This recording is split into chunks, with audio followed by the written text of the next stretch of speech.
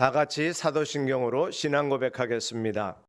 전능하사 천지를 만드신 하나님 아버지를 내가 믿사오며 그 외아들 우리 주 예수 그리스도를 믿사오니 이는 성령으로 잉태하사 동정녀 마리아에게 나시고 본디오 빌라도에게 고난을 받으사 십자가에 못 박혀 죽으시고 장사한 지 사흘 만에 죽은 자 가운데서 다시 살아나시며 하늘에 오르사 전능하신 하나님 우편에 앉아 계시다가 저리로서 산자와 죽은 자를 심판하러 오시리라. 성령을 믿사오며 거룩한 공회와 성도가 서로 교통하는 것과 죄를 사하여 주시는 것과 몸이 다시 사는 것과 영원히 사는 것을 믿사옵나이다. 아멘.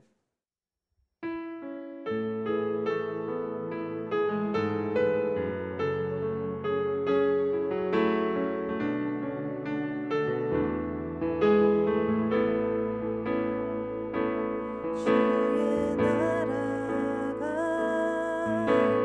임할 때 하나님 임재하실 때 예배가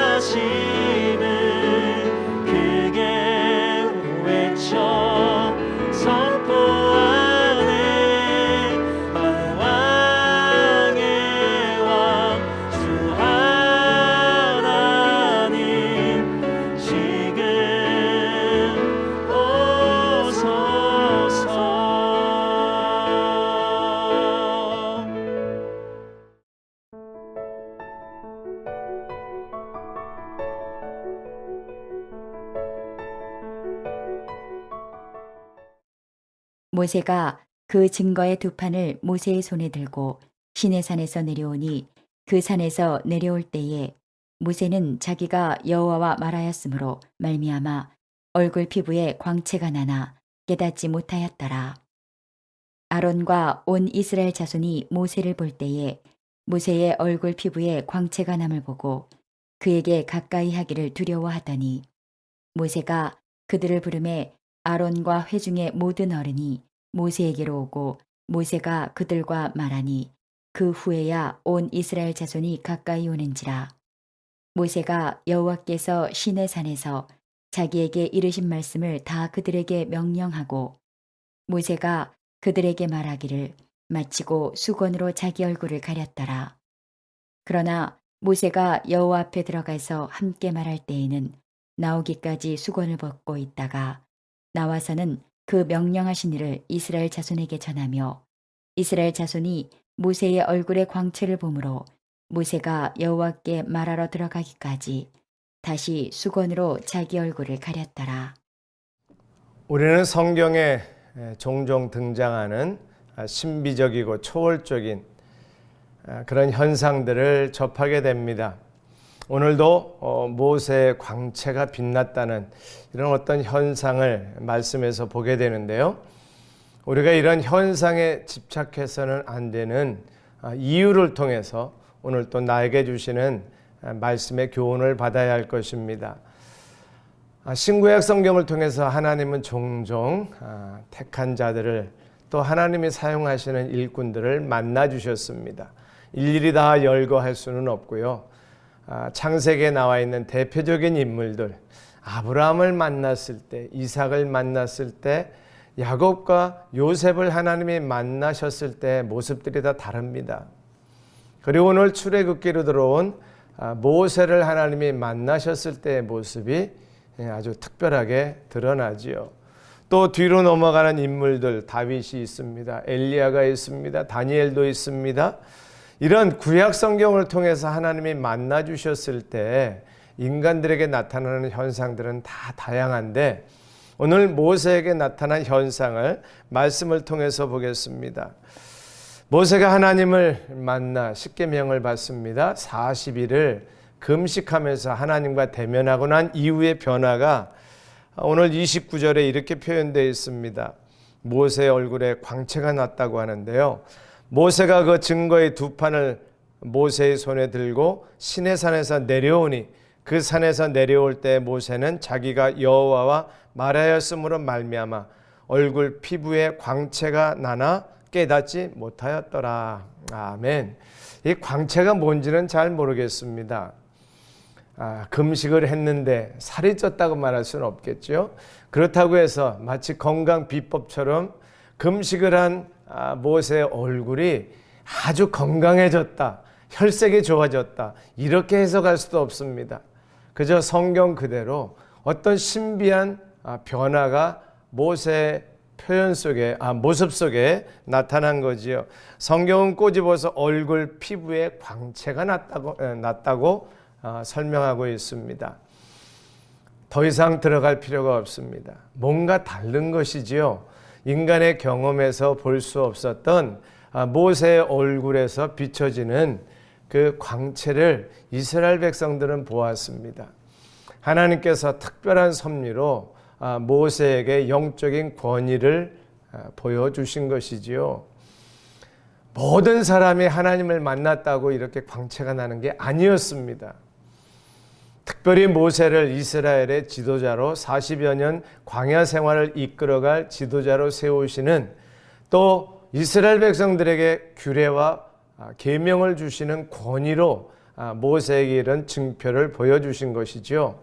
우리 해석은 여기까지 하겠습니다. 더 이상 들어갈 필요도 없습니다. 하나님께서 모세에게 광채를 통해서 권위를 보여주시고 리더십을 발휘할 수 있도록 인정하게 하셨다면 이 광채는 모세의 것이 아니고 하나님의 것입니다. 광채를 잊게 하신 분도 하나님이시고 거둬가시는 분도 하나님이십니다. 모세가 잘나서 광채가 나는 것이 아니라 하나님께서 모세에게 권위를 주셨고 그 권위의 증거로 광채를 바라게 하셔서 이스라엘 백성들로 하여금 모세는 하나님의 손에 붙들린 사람이라는 증거를 주신 것 아니겠습니까? 성경 어디에 모세가 자기 광채를 자랑한 거 보셨습니까? 오히려 오늘 본문 안에서 이런 표현을 합니다. 34절인데요. 그러나 모세가 여호와 앞에 들어가서 함께 말할 때에는 나오기까지 수건을 벗고 있다가 나와서는 그 명령하신 일을 이스라엘 자손에게 전하며. 아멘. 모세가 하나님과 만날 때는 수건이 필요 없습니다. 광채가 나는 것도 상관없습니다. 그냥 하나님의 임재에서 하나님과 만나고 하나님과 소통하는 그 자체가 모세에게는 사명이고 영광이고 기쁨이고 감격입니다. 그런데 그 결과물이 광채가 났어요. 어느 사람들 같으면 내가 하나님을 만났더니 더 광채가 찬란해지지 않았는가 자랑하지 않겠습니까? 억지라고요. 실제로 우리의 교회 생활 속에서 신앙 생활 속에서 이런 모습들을 너무 많이 봅니다. 물론 광채가 나는 사람이 없기 때문에 광채를 자랑하지는 않습니다. 그러나 우리 현상 속에서 발견할 수 있는 하나님이 복을 주셔서 재물이 좀 늘어났다고요. 하나님이 은혜를 베풀어 주셔서 탁월한 리더십으로 교회 공동체가 여러 가지 면에서 건강해지고 부흥했다고요. 하나님이 특별한 섭리가 있어서 하는 사역마다 기도하는 제목마다 응답받고 뭔가 하나님의 기적이 나타났습니까? 기도해 주었더니 병이 낫고 기도해 주었더니 사업이 성공하고 기도해 주었더니 힘든 상황들이 풀어져 나가는 특별한 은혜를 경험했다고요. 그런 사람들이 어떻게 신앙생활합니까? 은혜 주신 하나님을 자랑하고 그 하나님을 드러내기 위해서 오히려 자기를 감추는 모세의 광채를 가려웠던 수고는 사라지고 그 광채가 마치 자기 것인 양 자랑하고 떠들어대는 현대 그리스도인들, 우리 공동체 안에 그런 사람들이 있다면, 나 자신이 그렇다면 오늘 말씀을 통해서 모세가 겸손하게 수건을 쓴 것처럼 하나님 주시는 은혜의 표적들을 감추고 수건을 쓰고 오직 주님이 하셨습니다. 주님만 자랑하고 주님의 은혜를 드러낼 수 있는 저와 여러분 우리 모두가 될 수 있기를 바랍니다. 수건을 벗고 싶으시다면 내게 나는 광채가 하나님의 것입니다. 하나님이 이런 광채를 주셨습니다. 하나님이 하신 것입니다. 하나님을 간증하고 하나님을 자랑하고 하나님의 광채를 선포한다면 수건을 벗을 수 있습니다. 그러나 그런 마음이 아니라 이 광채가 나의 자랑거리로 여겨진다면 수건을 쓰시고 겸손하게 하나님 앞에 감사하면서 사람들이 알지 못하는 하나님의 은혜 안에 들어가는 저와 여러분 될 수 있기를 주의 이름으로 축원합니다. 기도하겠습니다. 하나님 아버지, 하나님의 형상의 광채를 보게 하여 주옵소서. 그러나 그 현상에 만족하고 현상을 자랑하는 것이 아니라 광채의 근원 대신 하나님을 인정하고 하나님을 높여드리고 하나님 앞에 겸손하며 하나님의 권위에 순복하는 우리 모두 되게 하여 주옵소서. 예수님의 이름으로 간절히 기도합니다. 아멘. 주기도문 하겠습니다. 하늘에 계신 우리 아버지여, 이름이 거룩히 여김을 받으시오며 나라 임하옵시며 뜻이 하늘에서 이룬 것 같이 땅에서도 이루어지이다. 오늘날 우리에게 일용할 양식을 주옵시고 우리가 우리에게 죄 지은 자를 사하여 준 것 같이 우리 죄를 사하여 주옵시고 우리를 시험에 들게 하지 마옵시고 다만 악에서 구하옵소서. 대개 나라와 권세와 영광이 아버지께 영원히 있사옵나이다.